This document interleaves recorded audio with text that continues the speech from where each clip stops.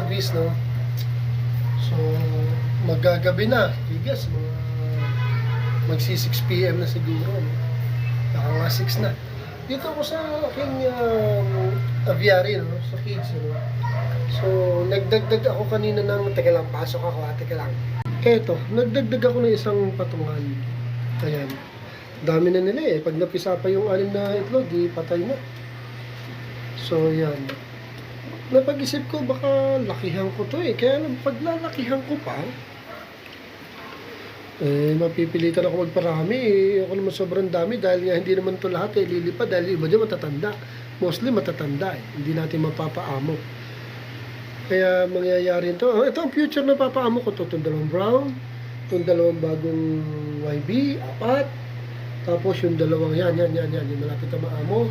2. 6, tsaka itong isa, yung namatay na kapatid. Bali, 7 ang aking lilipad na young bird. Kung 7 siya, tapos 8 naman ang aking old bird. Yun, no? Kaya ang bala ko, ito, extend ko.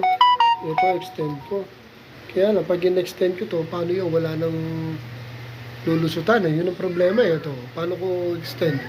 Saan pa sila dadapo? Saan pa sila lulusot? Diba? Kaya yun ang aking malaking problema. Yun ang pinakamalaki. Pero pwede, dito na lang ang trapdoor.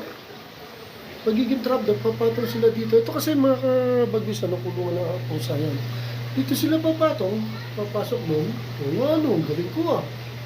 Yun, tapos ito, extend ko to. Extend ko na to.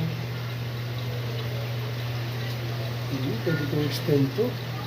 Sige, pag-iisipan ko yun. Ito, pag-iisipan ko. So, yun.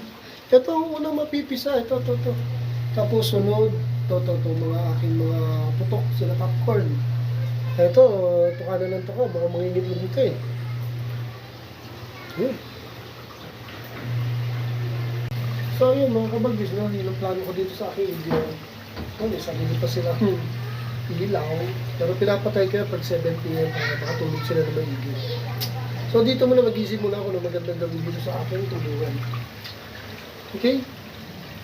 Fly high and solid tayo, mga kalapatids. Thank you for watching.